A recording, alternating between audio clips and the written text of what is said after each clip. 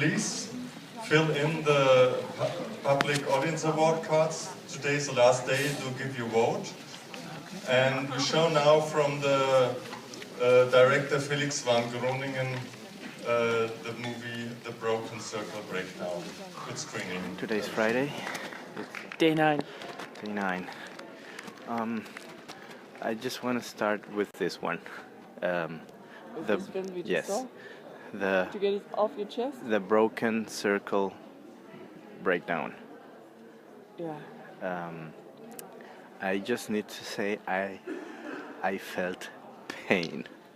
Me too. I had a lack of tissues. I haven't felt this kind of pain since Dancer in the Dark. I don't think I need to watch another film for the next couple of weeks where a couple loses their child. However, if films are supposed to take you on an emotional journey, this one is really, really, really, really good.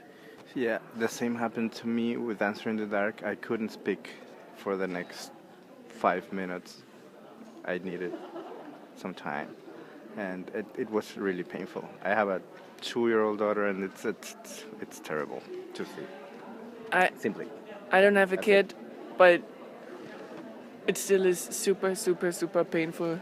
And actually, to be really honest, while watching it, the thought crossed my mind if I even wanted a child, just in the case something like this could happen. That bad he managed to actually grab your attention. Yeah.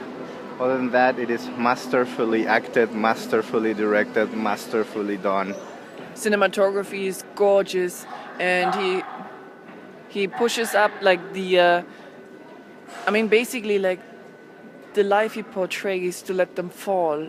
He does it so it's really masterfully crafted that, yeah, and maybe also something I wanted to say about the technique he uses, like his how he tells the story. He doesn't tell it linear. It's also very well done. Basically, it is one linear story, but then he just jumps back and forth, and it works really good. Yeah, it's very effective. So that's it. I won't say anymore. Before that, I went to see another movie called Viola, Argentinian. Very strange movie. I don't know if I liked it. It's about it's a mashup of Shakespeare lines, and the movie is about some girls doing a mashup of Shakespeare plays. So it's really strange. Luckily, it's very short. It's only 66 minutes. But yeah, I don't know. I was confused. I was this morning meeting a very nice filmmaker. She gave me a film. She is a German filmmaker based in Munich now. She lived in New York and is right now doing her second feature. Her name is Laura. And yeah, that was really great to have breakfast with her. And then we went on to some networking event of women in film, and it was actually huge. And I think networking is good, but what I missed a little bit, it was a lot of angry women. So the talk, when we were talking about opportunities, it was more or less just women getting up and telling their stories, how they actually hate the problems in this current film industry. And some interesting figures out of the top box office hits in Europe. 1 film out of 10 is directed by a woman. In the US, it's 1 out of 20.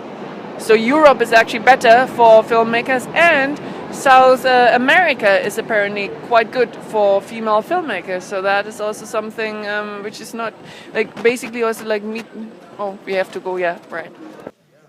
So welcome to the 63rd Berlinale. I hope everybody found a seat now. I see a free one here, if not. We won't let anybody else in anyway. All right, okay. Yeah, we are very happy to have such a full cinema. To be quite honest, we didn't expect that for 6 hours, but I think people were told that this is a really great show. 6 series, we will have 2 breaks, 2 series of approximately 2 hours, 50 minutes breaks, and the next 2. Jane Campion was here. She's also was testing everything and making sure the sound is all right. And it's for the European premiere and the second time we show it. So enjoy the screening and see you afterwards.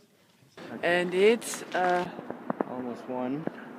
yeah, almost 1 o'clock. Yeah, and if we look like zombies, it's because we are.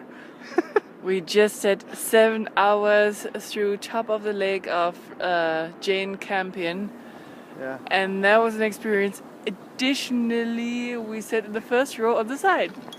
Oh yeah, that was an experience just getting in. We didn't have tickets, and it was fully packed. And then they just gave like tickets or numbers to people that didn't have tickets, and only 10 could get in. And we were number 2 and number 4, so we got in. And it is the biggest screen, or one of the biggest screens in Germany. So yeah, imagine sitting in the first row for 7 hours in front of one of the biggest screens in Germany. Right. Well, I have to say I'm a tiny bit disappointed. It is a series. Yeah, well, it is a series. We knew before this is a series. There were like just a couple of tiny things which, yeah, like, I mean, okay, really truth to tell, I could have watched this on my laptop also 7 hours in a row.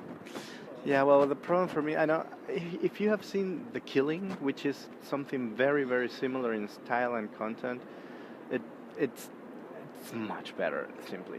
I mean, I think the problem is in the writing here. It didn't keep me, like, the suspense was not there.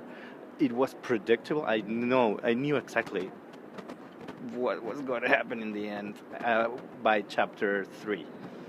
So in that regard, I was disappointed. I mean, it still is good. I mean, it's a series. It was an experience to watch it as a 6-hour movie.